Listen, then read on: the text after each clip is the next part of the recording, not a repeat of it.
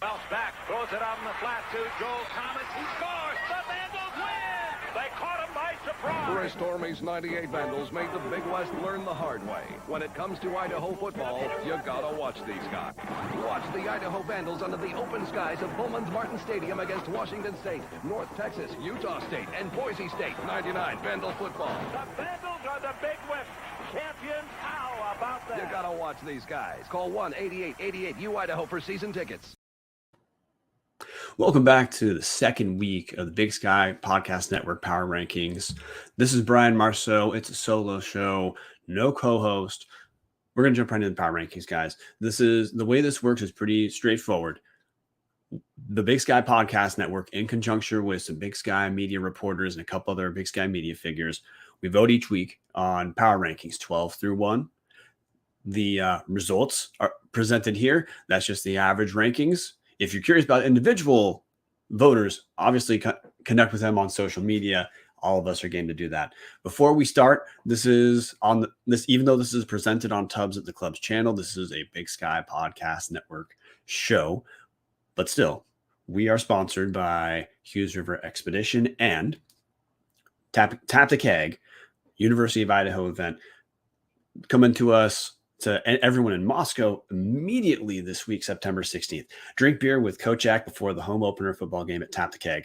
The University of Idaho Alumni Association invites you to an on-campus Oktoberfest September 16th. Tickets include 10 beer tastings, a commemorative glass, live music, and new memories with your favorite kinds of people, aka Vandals. You don't have to be a Vandal to go, but that's what you'll see. You don't want to miss the event. Check out uidaho.edu/tapthekeg for tickets. That's it. And look, that's going to lead us into next week. We're in the final week of out-of-conference play. So you're going to get some mixed results because, if you're new to Big Sky, different schools have different budgets. It means not all out-of-conference schedules are created equal. But without further ado, we're in Around the Bar since it's Tubbs of the Club's channel producing this. That's brought to us by Hughes River Expedition. Number 12, Big Sky Podcast Network Power Rankings. No surprise here, guys. Back-to-back weeks, Northern Colorado comes in last place. This week, look, the story is both the same and different. Northern Colorado in week 2, they're traveling to Laramie, Wyoming, playing University of Wyoming, Mountain West team, pretty solid team. Not the best Mountain West team in the league, but certainly not a terrible one. The kind of team that if Wyoming were in the Big Sky, you'd probably expect they'd win the Big Sky. Well, Northern Colorado goes down 33-10. And this is where the story is both the same and a little bit different. Dylan McCaffrey starts at quarterback. That was a real question after week 1, where Dylan McCaffrey played for about the first 3 quarters, didn't look particularly great because that's who he is. Jacob Sermon, transfer from Central Michigan, comes in the fourth quarter. Northern Colorado scores 20 of their 34 points in the fourth quarter. Question for a while was who would start week 2 when Jacob Sermon clearly looked better than Dylan McCaffrey. Northern Colorado clearly looked better when Jacob Sermon was out there. Well, Dylan McCaffrey starts. It goes realistically how you would expect when Dylan McCaffrey is out there. He finishes 3 of 8 for 35 total yards and an interception. By the way, that 8 attempts, 35 yards, not a shocking number at all. McCaffrey has 211 yards on the season and 32 attempts. If you subtract his 155-yard pass in week 1 against Houston Baptist, dude's averaging 5 yards per attempt. That's exactly in line with what he averaged last season, 4.99. That is just who Dylan McCaffrey is, a 5 yards per attempt passer, where you're comparing whether his output is, it's more analogous to a good running back's yards per carry than a quarterback. Now, again, Jacob Sermon takes over. And look, again, if Northern Colorado lost 33-10, obviously the impact wasn't that dramatic, but at least Northern Colorado got on the board. Once again, Northern Colorado looks much better offensively with Sermon there. His final line, 12 of 27 for 91 yards and an interception. Not exactly lighting the world on fire, but Northern Colorado scored all 10 points while Sermon was in. Also, Northern Colorado had it at, they were down 16-10 at the they're down 16-10 in the fourth quarter before Wyoming truly separated. But anyway, that's the basic story. And again, heading into this week, unless Northern Colorado makes an announcement about quarterback, that is going to be the total story about Northern Colorado. A couple other things to run through. Transfer Elijah Dotson, running back, one of the best running backs in the league, rushes 12 times for 32 yards, has 5 catches for 31 yards. Not fantastic lines, but look, come Big Sky play, Dotson's going to be a name to remember. Receiving Cassidy Woods, Washington State transfer, 2 catches for 25 yards. The Northern Colorado's led by Ty Arrington, 2 catches for 32 yards. But look, I don't need to go that much in to individual stats when team scores 10 points. Look, the real story here for Northern Colorado last season, their offense was terrible. Well, Northern Colorado amasses 147 total yards against Wyoming.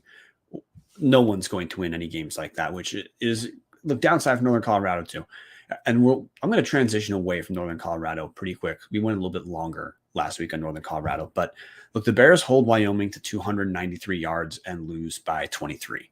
Holding teams to 293 yards, if that were an average weekly total, that defense in the Big Sky would be considered elite. But look, the Bears, like I said, 147 total yards. They turn the ball over 3 times. They force 0 turnovers.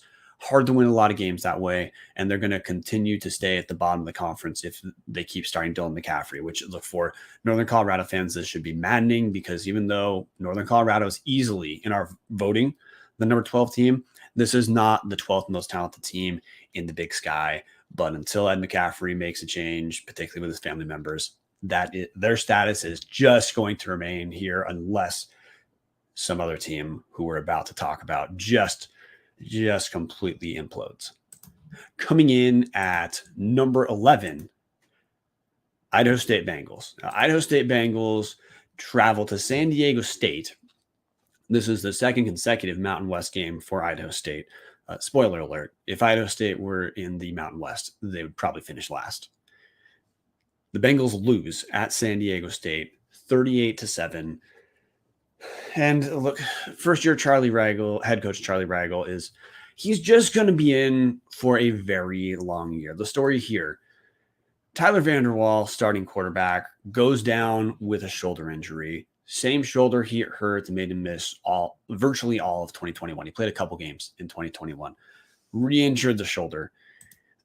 Devastating news because in both games, look, Vanderwall got hurt against UNLV last week when the Bengals lost 52-21.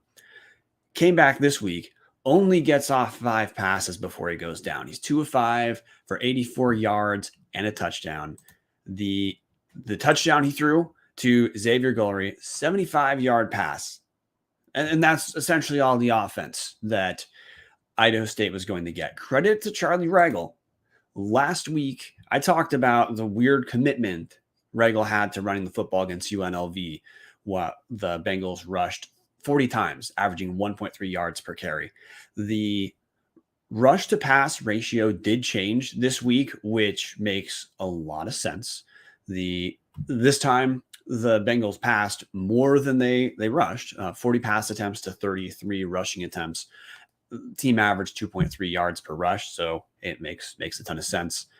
Raiden Hunter had a much better game this week, 13 carries for 53 yards. But look, the team goes down 38-7, gives up 488 total yards, only 108 yards through the air for San Diego State, but San Diego State is not a pass-heavy team. Downside for Idaho State, give up 380 yards on the ground, 8.8 yards per carry. They do force 2 turnovers out of San Diego State, but obviously it doesn't matter when they lose by 31. And Idaho State averages 2.4 yards per rush. I'm going to go back to the quarterback thing again. Look, we've talked about quarterbacks on the last 2 teams. That's not the only story we're going to pay attention to. But for Idaho State, man, Vanderwall going down is a big deal. Hunter Hayes is the number 2 quarterback. He goes 18 for 30, 140 yards, no touchdowns, no interceptions, but 30 attempts, 140 yards. That's Dylan McCaffrey territory, under 5 yards per attempt. That's really essentially who Hunter Hayes is. He had a negative touchdown interception ratio last year, or it was right around a negative touchdown interception ratio. There's a reason Hunter Hayes did not win the job. Sagan Gronauer came in for even further relief. So Idaho State plays 3 quarterbacks. He goes 4 or 5 for 34 yards. But look, even going 4 or 5, it's 34 yards. So again, we're at 6-ish yards per pass attempt. Idaho State it's going to be great news for the Bengals to get out of their out-of-conference schedule. Good news for Idaho State is they finally have an FCS game on their slate.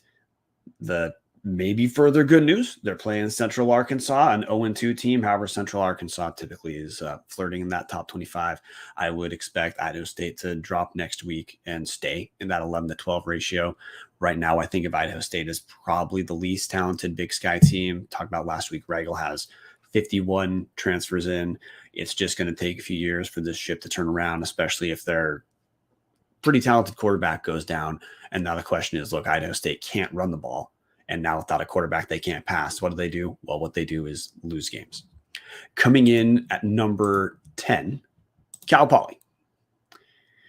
Now, our top 3, same as last week. Cal Poly has at least a little glimmer of hope. Cal Poly beats San Diego 28-27. Now, asterisk. San Diego is a Pioneer Conference team. Schools don't give out scholarships. Big Sky teams should beat the shit out of Pioneer Conference teams. And Cal Poly did not. Honestly, Cal Poly heading into the fourth quarter trailed 24-14. 12 minutes left in the game. Cal Poly's down 27-14 to a really not particularly good football team. San Diego, they're fine for Pioneer Conference, but Pioneer Conference teams should not be compared to Big Sky teams whatsoever. Well, Jane Jones leads Cal Poly back, throws a 19-yard touchdown to Ryan Rivera, and then a 35-yard touchdown to Chris Coleman. Cal Poly holds on for the win. Overall, freshman Jane Jones, that's a quarterback. Surprise quarterback who beat out Spencer Brosh, goes 26-43 for 390 yards and 4 touchdowns. So, hey, that's a little bit of glimmer of that Bo Baldwin-esque kind of offense that people have expecting to see out of Cal Poly. It's just, I don't know, realistically, you'd hope it wouldn't take 4 quarters for that to click that much. I mean, 300 yards, he didn't get it all in the fourth quarter, but that's a decent amount of yards accrued for a team to have 14 points at the start of the fourth quarter. I mean, Cal Poly didn't even score in the first quarter, has 7 at halftime. That should be pretty embarrassing against a Pioneer Conference team.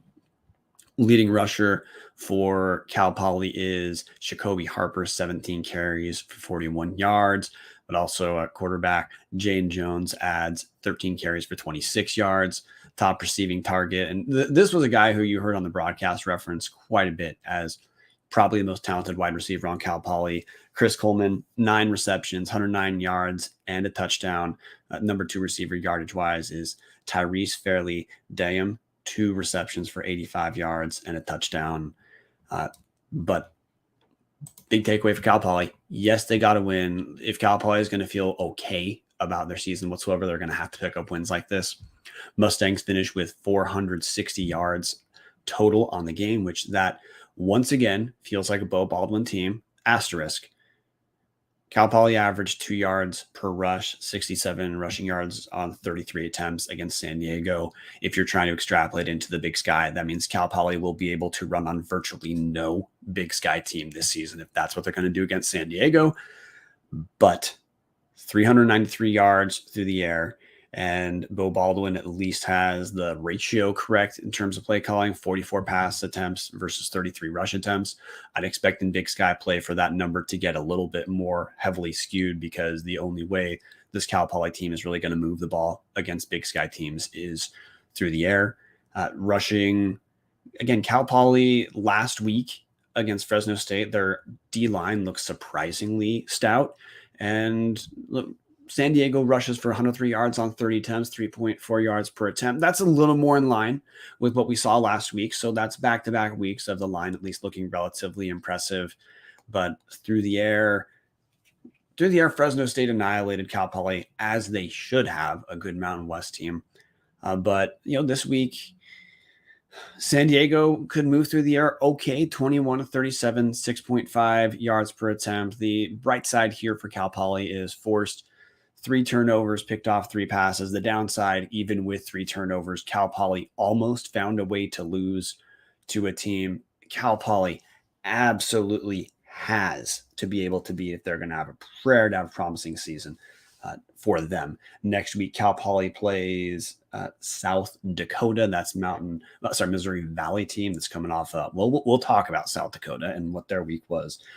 That's going to be a rough matchup for Cal Poly, but this is South Dakota might be the best barometer for what this Cal Poly team actually should feel like heading into Big Sky play. Week 1, they should have got their ass kicked by Fresno State, and they did.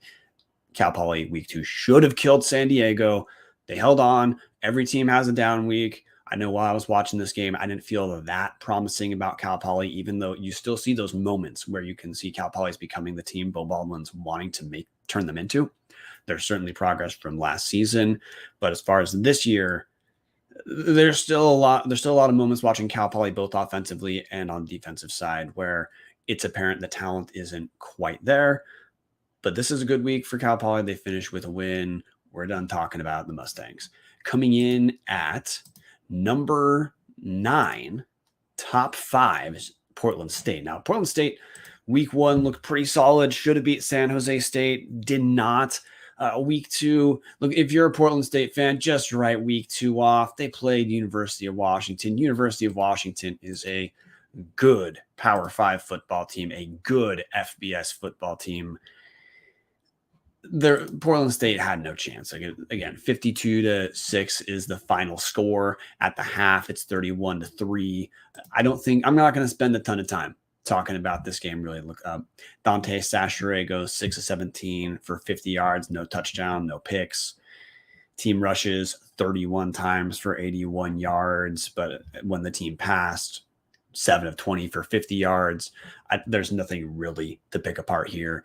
University of Washington outclassed Portland State. That's the point of University of Washington scheduling this game in the first place. Yeah, we're just gonna move on. Portland State is going to look much better come Big Sky play than this, but this is a rough enough week for Portland State, which I don't hold this against them, that will bring into question in terms of fans, in terms of overall perception of the team. Was week 1 against San Jose State, was that a little bit of week 1 rust out of San Jose State while Portland State hits the ground running? It's sometimes hard to generalize what an impressive loss means for an FCS team, especially against an FBS opponent. We're not going to find out anything for Portland State for a while because Portland State, like they're the other team in the Big Sky who they have a non-FCS or non-FBS next out of conference opponent, which doesn't take place until the 10th of October. Portland State is going to be the Big Sky team that's on a bye next week, so it's going to be quite a while. We're not going to see Portland State take the field until September 24th at Montana, and that may help us out, but I don't know. Portland State's probably just licking their wounds, and there's nothing else to do here. Still is a team that looks like they're talented enough to be in that mid-tier of the Big Sky. Portland State strong defensively. Last week, Dante Sachere as replacement quarterback looked good enough. The wideout room is better than you might guess. Everyone knows about Bo Kelly. There's also Emmanuel Digby, former All-Big Sky player. Nate Bennett, solid wide receiver. He led them with catches against Washington. Of course, it was 3 for 25. We're moving on from Portland State. Look, we have another couple games like this week where it's the FBS teams pay Big Sky schools for the Big Sky schools get their asses kicked, and a couple games it worked out that way. A couple games it did not. We are moving on from number 9, Portland State, and we are going to go to number 8, Eastern Washington. Okay, we're going to speed through this, man. This is back-to-back ass kickings from good Pac-12 teams. Eastern Washington falls 70-14 against Oregon, at Oregon. University of Oregon coming off their own ass kicking against Georgia week 1. This is a get right game for Oregon. They got right. Takeaway here for Eastern, Gunnar Talkington, last week's Big Sky Player of the Week, accrued 408 yards and 5 touchdowns against Tennessee State. He's 12 of 21 for 87 yards, 2 touchdowns, 2 picks. But, 87 yards. You guys can handle math there. Eastern rushes 28 times for 100 yards. Leading receiver is, no surprise, Freddie Roberson, 3 catches, 33 yards, and a touchdown. Roberson and Efton Chisholm are all Big Sky level talents. This was just not the place for them to show that. Team stat wise, Eastern, look, this is exactly what I'm saying. These games are meaningless. Eastern Washington is a good offensive team, accrued right around that 500-yard mark in week 1. Might have been a little bit over. Like I said, Gunnar Talkington himself accrued 408 yards. Well, the Eagles come up with 187 yards against Oregon. Oregon comes up with 604. No takeaway here, except that a very talented FBS team paid for a win, and they got it. Eastern's going to just move on from this game, and I'm going to move on from this game as well. Next week, Eastern Washington has they've got a weird schedule. Eastern is not on next week either. Their next out of conference game is going to come against Florida. It's going to be a rough early season for Eastern Washington because, like we just covered, just got killed at Oregon. They're absolutely going to lose in their next out of conference game against Florida, which is October 1st. But in between those 2 games on September 24th, Eastern Washington is going to host Montana State. So thank God for Eastern. They picked up that week 1 win. That's why Eastern coasts in at number 8 in spite of the rough week. But this is structurally the difficulty of Eastern season. Already covered, started with Tennessee State. Then they have Oregon off a week. Then they have Montana State. Then they travel to Florida. Then they travel to Weber State. Then they host Sacramento State. Eastern might not have a win on their schedule until October 22nd, hosting Cal Poly. Just a real rough season start to a season transition. Don't sleep on Eastern after that month or so is out the window, because in week 1, this team showed they can score. They showed they absolutely cannot defend the run. But this team is, worst case scenario, going to finish in that 500-ish range. Aaron Best knows what he's doing. Gunnar Talkington's good enough. They're loaded to the skill positions. That's essentially a quintessential Eastern team. Moving on from Eastern Washington, coming in at number 7, UC Davis. UC Davis last week, they lose at Cal.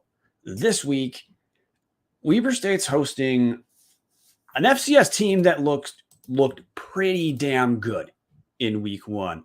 They're traveling to South Dakota State, playing the Jackrabbits. In week 1, South Dakota State lost at Iowa 7-3. This is the top 4 FCS team in the nation. UC Davis hangs tough, goes down 24-22 in a game Davis absolutely could have won. Some box score anomalies to go over. South Dakota State's quarterback, Mark Gronowski, he's coming off a knee injury, but he's an early guy to slot in as a potential Walter Payton Award candidate. Well, he hasn't looked like it the first 2 weeks. You can write off the first week at Iowa, but Davis pass defense holds Gronowski to 110 yards on 21 attempts, going 13-21.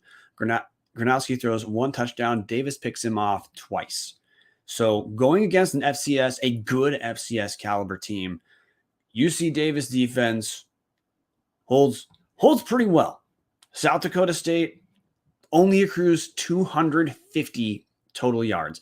The fact that, look, you give up 250 total yards. If you're UC Davis, you're kicking yourself for not winning this game. Further, UC Davis wins the turnover battle. 1 turnover for Davis, 3 turnovers for the Jackrabbits. This is a game, again, Dan Hawkins and co are going to say they absolutely should have pulled this one out.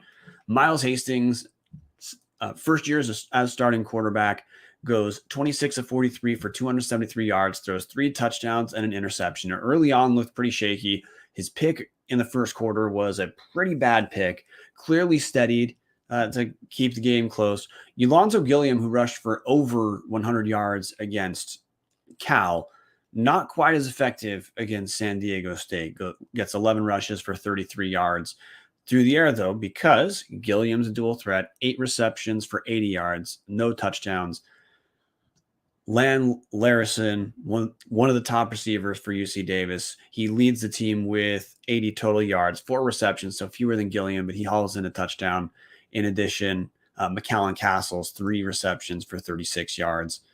Takeaway here, maybe Davis is going to be okay. First week is hard to take much away from. They lose to a Power 5 team.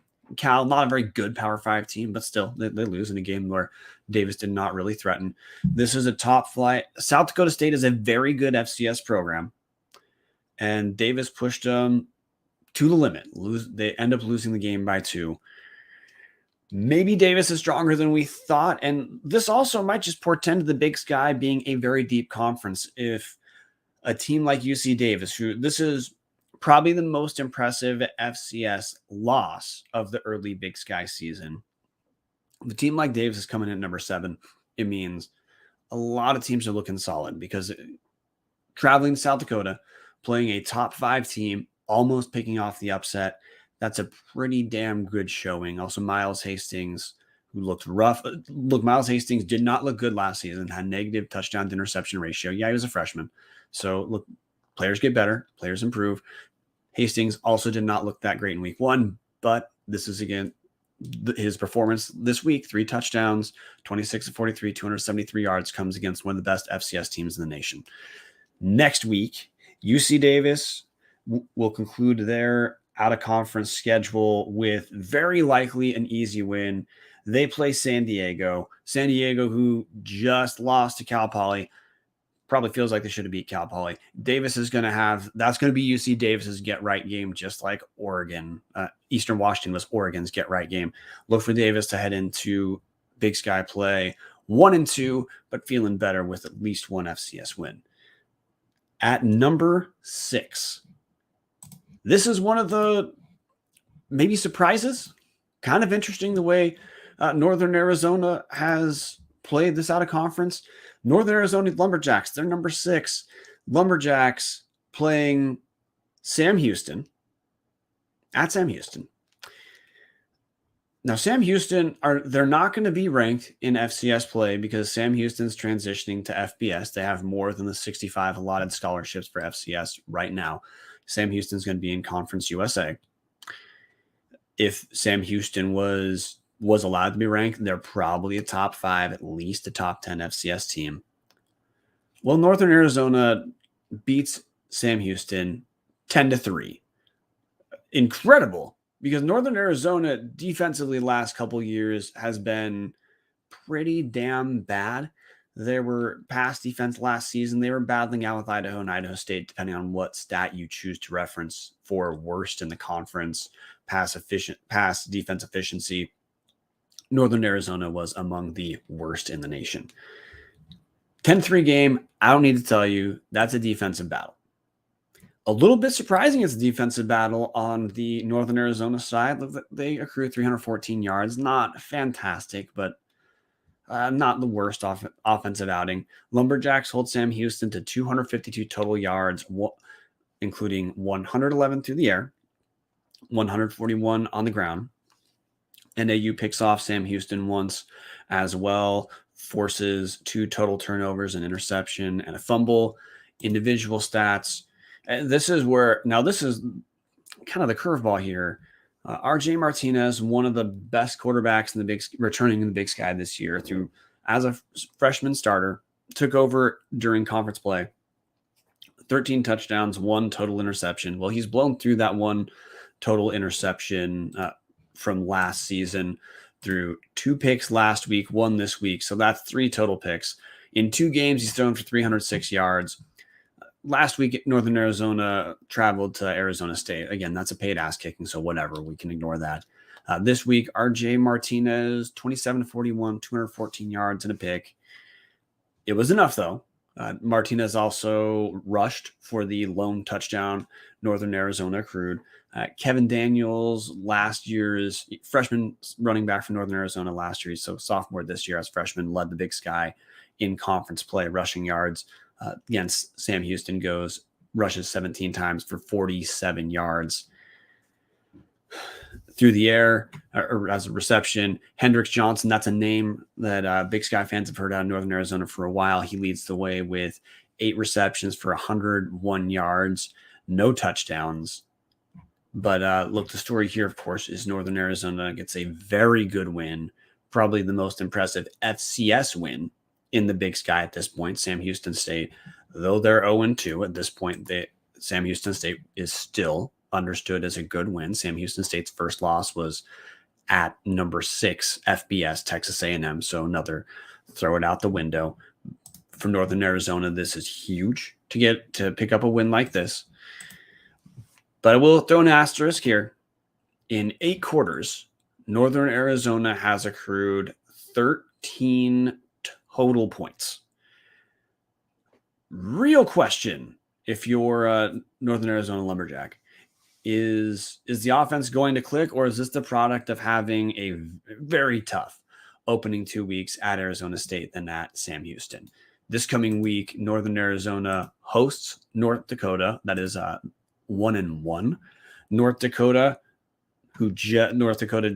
lost week 1 to Nebraska, beat perennial top 25 Northern Iowa 29-27 this week. So North Dakota, that's a relatively rough out of conference game for a Big Sky team. They're North Dakota's Missouri Valley. So that might be a good barometer for us about whether Northern Arizona is real or whether this is, look, last season Northern Arizona beat University of Arizona in out of conference play and didn't really mean anything for the Lumberjacks heading into the season.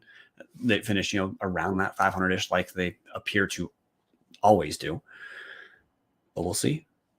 That's Northern Arizona. You'll probably hear more about Northern Arizona next week, because I think how the Lumberjacks look against North Dakota will be a little bit more indicative than week 1, week 2 for me.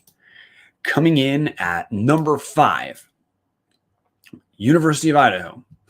Now, University of Idaho, kind of like Northern Arizona, pretty damn rough opening 2 weeks. Week 1, Idaho traveled to FBS Washington State, hung in, lost 24-17. Game was in doubt to the very end. This week, Idaho travels to Indiana University for a final FBS contract payout, which means Idaho traveled to Indiana. Indiana expecting to walk away with this game with an easy win, while Idaho returns home with $1.3 million to fund the athletic department. Well, this game was anything but what Indiana expected until the second half. So Idaho, behind a stout defensive effort yet again, which should be a surprise to people who tuned into Idaho last season. Idaho's defense looks they're speed based. Their strength is speed right now. The real surprise at Idaho is Idaho's secondary is looking like they might not be the best in the Big Sky, but they're easily looking like a top half Big Sky secondary. Idaho leads this game 10-0 at halftime. Did the rain help Idaho? This game was postponed a few minutes, or 30-ish minutes, for a weather delay due to rain. Yeah, maybe it did, but still, Big Sky team getting paid $1.3 million to lose. The game should be over at halftime for the Big Ten team. Now, Idaho fades in the second half. They get outscored 23-0 in the third quarter. The result is essentially done, or it's no longer in doubt heading into the fourth quarter. Idaho puts up a couple touchdowns in the fourth quarter to make it a little more respectable. Like I said, they go down 35-22. Offensively, starting quarterback Giovanni McCoy goes 13 of 23 for 204 yards, throws 3 touchdowns. On the ground, Roshan Johnson led Idaho 16 carries for 63 yards, but Anthony Woods, true freshman, 12 carries for 50 yards. Expect Idaho and Big Sky play to have a rush-heavy attack, which is exactly what we saw both against University Washington State, and also much more so against Indiana, where Idaho rushes 44 times to 23 passes. That might be a little bit closer to what we see in Big Sky play when Idaho's not going up against Power 5 D lines. But this is back-to-back weeks where Idaho under first-year coach Jason Eck is looking at the very least frisky. They're definitely looking like a team whose defense is going to be a problem for a lot of Big Sky teams. Same question from first week is present second week. Is Idaho going to have a strong enough offensive line to buy freshman quarterback Giovanni McCoy time? Or is Idaho's line going to be strong enough and deep enough to let their 1-2 running back punch of Roshan Johnson and Anthony Woods do the kind of damage they'll need to? Not real clear. Through the air, Idaho's top receiver in terms of number one on the team, Therese Traynor, he had 1 reception for 13 yards. Just a rough first couple weeks for Therese Traynor against Power 5 teams, has 3 total catches. This game, Michael Graves led the way for Idaho with 3 receptions for 84 yards and a touchdown, including a 71-yard touchdown from Giovanni. But I'm going to scroll back up to talk about Giovanni McCoy. You guys can handle the math. It's a guy that threw for 204 yards in the game, and 71 of them came on 1 attempt.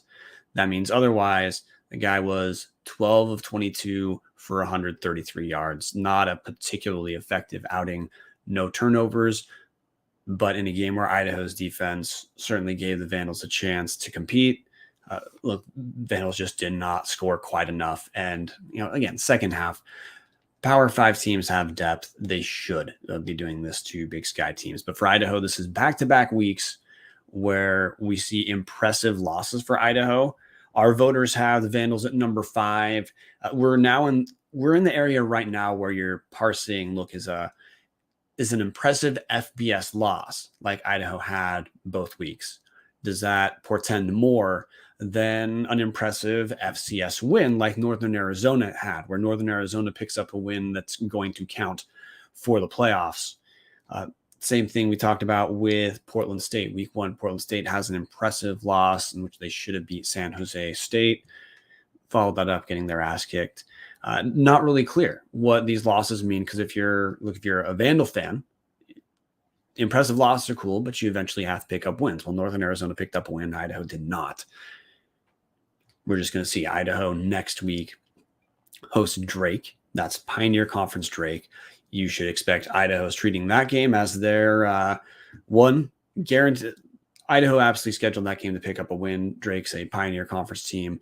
Idaho should be killing a team like Drake, especially if the first 2 performances against Power 5 teams are indicative of who the Vandals truly are. And Idaho should be, just like UC Davis, they should be saying, hey, we got a Pioneer Conference team week 3. We're gonna tinker with a few things that looked rough in the Power 5 games. We're gonna pick up that win that counts for the playoffs, and then we're gonna move on. Number 4, Sacramento State did not play this week. They were on a bye. We're not going to talk about Sacramento State. We talked about Sacramento State last week, other than to say this week, Sacramento State, so this will be their second game. They're going to travel to Northern Iowa. That's a Missouri Valley team. Referenced them earlier as having just lost to North Dakota, another Missouri Valley team. This should be viewed as a solid out-of-conference game. But if Sacramento State truly is the 4th best team in the Big Sky, the Hornets should be leaving Northern Iowa with a W in their pocket. We're going to see. Coming in at number 3, Montana State. Montana State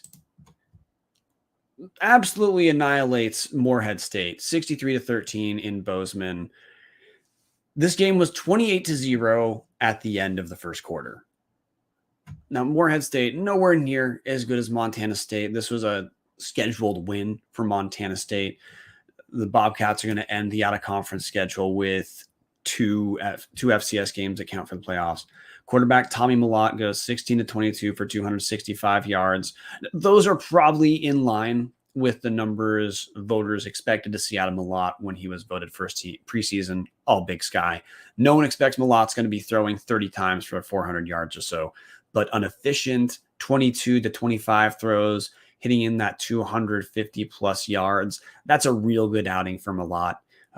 If the Bobcats can get that out of Malott during Big Sky play, they're going to be pretty damn happy, and they're not going to lose. The Bobcats will not lose many Big Sky games if Malott's going to pass that well. As look, Montana State's done pretty damn well last few seasons. They made it to the national championship last season without much quarterback play at all.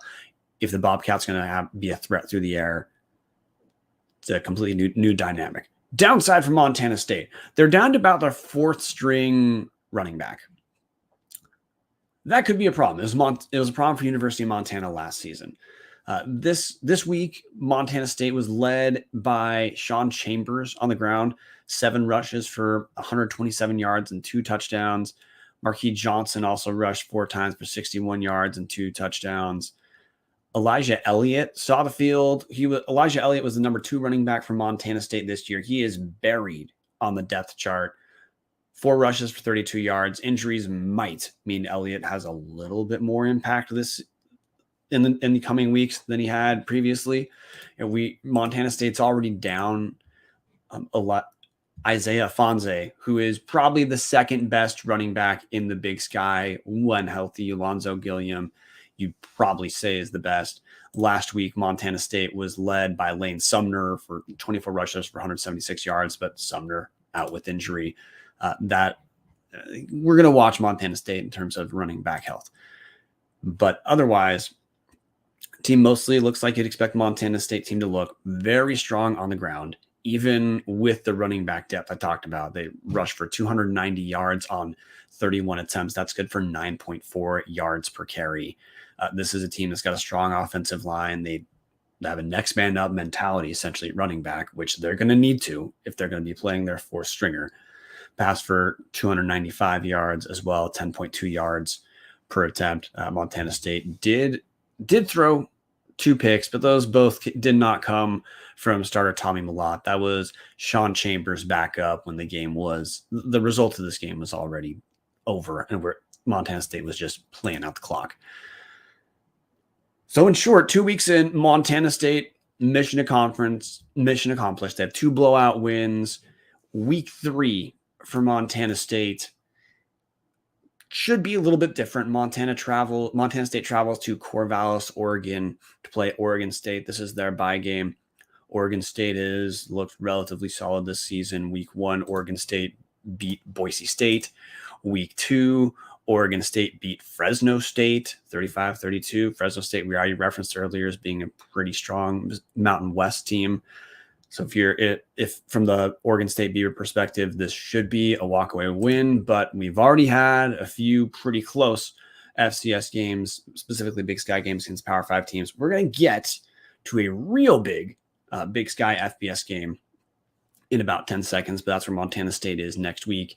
Look for them to finish out of conference play 2-1, exactly as Montana State's supposed to. Then open conference play, hosting Eastern Washington in what's probably going to be the Big Sky Conference actual season week 1 game of the week. Number 2, Weber State. Man, Weber State last week in week 1, there's just nothing to take away because Weber State played one of 2 sub D1 games the entire conference has scheduled. So look, Weber State beating a Western Oregon team 41-5 meant nothing. So this week, Weber State plays at Utah State. That's an FBS game or FBS team. Utah State is recently a solid Mountain West team. Man, Weber State beat the hell out of them. The Wildcats beat Utah State 35-7, led at the start of the 4th quarter. Weber State's up 28-7. Tack on another touchdown. Utah State scores 1 time. It's a kickoff return for a touchdown, 100-yard kickoff return for a touchdown. Otherwise, Utah State Aggies do not generate a single offensive touchdown. Now, the stereotypical take on Weber State is that the Wildcats can defend anyone and they can't score. Well, we're going to throw a little bit of that out the window right now. Weber State clearly put the clamps on Utah State. 283 total yards for Utah State. Again, that's FBS, a solid FBS team that won a bowl game last year, team that's projected to be solid in the Mountain West. Weber State travels there and just walks all over him. Weber State allows 157 yards to the air, 126 on the ground. That's 3.9 yards per pass attempt and 3.6 yards per rush attempt. So really, Utah State could do nothing through the air or on the ground. Weber State now, on the other hand, offensively, the Wildcats come up with 401 yards. Pretty damn even split. 202 through the air, 199 on the ground. Bronson Barron, sophomore quarterback for Weber State, goes 11 for 22, 202 yards, 2 touchdowns. Now, here's the other wild thing about this game. Weber State, Bronson Barron threw 3 picks, and the Wildcats still won 35-7. Yes, Weber State picked off 4 passes, but like Weber State, Jay Hill always has strong secondaries. That's something that's going to be persistent with Weber State. Even on down years, Weber State's strong defensively. Weber State changed offensive coordinators this season. Maybe it really does matter. In week 1, when Weber State scores 41 against a D2 team, well, look, that's kind of irrelevant. Weber State, in the last handful of years, their points per game is inflated by just annihilating teams who are not as talented as them, but then against better teams, not being effective whatsoever offensively. Well, man, if Weber State can score 35 against Utah State, the Big Sky is officially on notice. To me, this is easily, at this point, the most impressive out-of-conference win. My personal ballot, I put Weber State number 1. I'm not here to talk about everyone's personal ballot. Weber State clearly had an effort this week where they should universally be understood as worst-case scenario number 3, best-case scenario number 1 in the conference. But a little bit more of a rundown for the Wildcats. Running back Josh Davis, guy who's had injury issues for a lot of his career, but when he's healthy, he's damn good.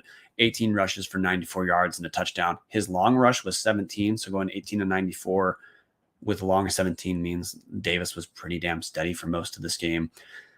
Number 2 rusher for the Wildcats, Damon Bankson, 18 carries for 53 yards. So the reason I bring up number 2 rusher is number 2 rusher from last season, Dante McMillan, looks buried on the depth chart.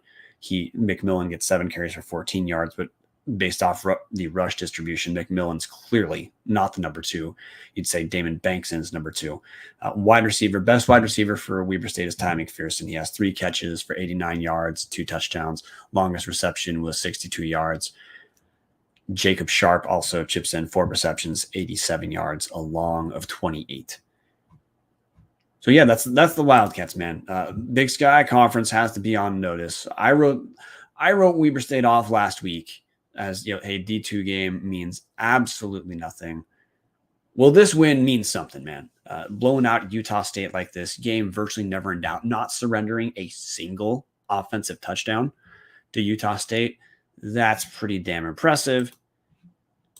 Chiron now reads as Weber State. But look, if Weber State's number 2, that means number 1, second week in a row, University of Montana. And look, Montana's looked good in both their weeks. Yeah, brain dead if they're going to be number 1. But week 1, we covered it. Montana hosts Northwestern State. That's a scheduled win for Montana. They pitch a shutout, 47-0. Well, this week, Montana hosts South Dakota. That's Missouri Valley, South Dakota, a solid overall program. Heading into Montana, South Dakota, South Dakota's now 0-2, but week 1, they lost at Kansas State 34-0. Doesn't mean anything. Well, South Dakota, the Coyotes, they're sitting at 0-2 now. Montana just rolls through South Dakota 24-7, pitched a shutout until 6 minutes and 27 seconds left in the fourth quarter. So yeah, Montana realistically looked like they were going to shut out a solid Missouri Valley Conference football team. The Grizzlies were picked number 1 media and coaches poll. They were number 1 in our power rankings last week. Montana's doing nothing to dissuade anyone from continuing to vote for the Grizz. They're a top 5 team nationally. Transfer quarterback Lucas Johnson came from South Dakota State. Yet another steady game. Goes 22 of 28 for 1 touchdown, 1 interception. Also adds 75 yards on the ground on 13 carries, rushes for 2 touchdowns there. So that's Johnson accounting for all 3 of the Grizz touchdowns. Also on the ground, Xavier Harris rushes 10 times for 49 yards. Marcus Knight, who missed all of 2021, starting to look a little bit like his old self, where he led the Big Sky Conference in touchdowns in 2019. He rushes 8 times for 42 yards, but breaks off a 20-yard run. In the receiving room, Cole Grossman leads the way yards-wise, 2 receptions for 64 yards. Junior Bergen, back to his natural position of slot receiver, 6 receptions, 35 yards, and a touchdown. Freshman Keelan White, who out of camp was a guy who, sophomore Keelan White. Out of fall camp, Keelan White was a guy who's getting a lot of regional attention for looking very good in fall camp. He's got 2 catches for 28. Top target Mitch Roberts, as in like number 1 receiver on the team. Only 2 catches for 11 yards, but it doesn't matter. Lucas Johnson throws for 180 yards, but the Grizz are in control the entire time. On the defensive side of the ball, Grizz surrendered just 209 yards total, including 119 through the air. They give up 5 yards per pass. 5 yards per pass is that Dylan McCaffrey line. So Grizz, not shockingly, great through the air, but even tighter against the rush. Grizz give up 90 yards on 36 attempts. That's 2.5 yards per rush. Grizz don't force any turnovers, but still win 24-7. So look, this is a very talented Montana Grizzly team. Just spend a little bit of time talking about the offensive side of the ball. Defensive side of the ball, Montana, special teams. First, Malik Flowers finally got to return a kick, 1 for 24 yards. Malik Flowers is going to be kicked away from a ton, or have touchbacks as well. Malik Flowers is the best kick returner in the Big Sky, and teams are smart to try to keep the ball out of his hands. He's in the receiving room as well, but he's not a number 1, number 2 target for the Grizz. But yeah, defensive side of the ball. It's tough, really, to overstate how much talent Montana has. We have Justin Ford, best cornerback in the league. Patrick O'Connell, one of the best linebackers in the league. We go on and on about the Grizz starters who are going to be names to pay attention to this season. But look, the gist of it is Montana's number 1. Because worst case scenario, the only justifiable place to vote the Grizz is number 1 or number 2. The Grizz have done everything they possibly could in the first 2 weeks. This looks like a kind of classic. This game, to me, was a little bit more, maybe classic Bobby Hauck, where the Grizz control the ball. The final score is, it's a 17-point win, but it's a 17-point win for the Grizz that feels analogous to like if Eastern won by 35, because that's who the Grizz are. So Montana already has 2 wins counting for the playoffs. This week, the Grizz travel to Indiana State. That's Missouri Valley, Indiana State. Not a particularly good Missouri Valley team, but look, the Grizz are they have the optimal schedule for a Big Sky school, as in they're going to likely end out of conference with 3 wins. 3 FCS wins account for the playoffs. It's going to be virtually impossible for the Grizz to not make the playoffs because they're going to easily get to that 7-win threshold. But look, this Montana team, truly, it's a 8-game conference season. They've got 3 wins already. 9 wins in my mind is a worst case scenario for this Montana team right now. Lucas Johnson, last season, Montana's weakness was not being able to move the ball offensively, but being just damn stout on the defensive side of the ball. Well, look, this year's Grizz can score pretty damn well. That's most of the show. This, again, it was brought to us by Hughes River Expedition. If you're looking for a great all-inclusive week-long vacation, don't look past your backyard. Venture into the largest protected wilderness in the continental U.S., located right here in the great state of Idaho. Enjoy a multi-day trip down the Middle Fork of the Salmon, the main Salmon River, no return, Salmon River Canyons, or the Selway. You can even check out our special trips like the one to see the Perseid meteor shower. Camp on pristine beaches, run amazing whitewater, hike scenic trails, spot wildlife, soak in beautiful natural hot springs, take in the history along the river, and fish on the most remote stretches of the river in the country. You just bring your clothes, let HRE handle the rest. Hughes River Expeditions has been Vandal owned and operated since 1976 and ready to take you on a vacation of a lifetime. What are you waiting for? Find out what it's like to grab paddle, catch dinner, and ride the bull all throughout the Gem State. Call them now at 800-262-1882 or check them out at hughesriver.com. You guys, this is our final week for most teams without a conference play. Keep tuning in. Tubbs the Club is churning out 3 episodes a week. 2 of them are Vandal centric. This is our Big Sky. This is our one show that covers the entire Big Sky. Check out some of the other podcasts, the Big Sky Podcast Network, like Grizzfan Podman. If you want to know anything about the Grizz, listen to Grizzfan. They record on Sundays as well. R&R Catcast is great for Montana State. Weber State Weekly is the single place to go if you want to know about the Wildcats. And based off how Weber State was against Utah State, you should want to know about the Wildcats this season. Eagle Power Hour as well covers Eastern Washington. We got a ton of shows. The podcast world or YouTube world for FCS is as good as it has ever been. Tune in. And also, if you're a Vandal fan, again, Tubbs the Club, you know this channel. Join us each week. We're about to close this out. Thanks everyone who tuned in. And when we post this, guys, look, if you think our rankings are dumb, please just tell us everything we got wrong. We'll listen, or we'll at least pretend to listen. And with that, we're going to call it a night. Thanks for coming in. We'll see you on Tubbs the Club on Tuesday. Or if you're just here for the conference show, I'll see you again Sunday.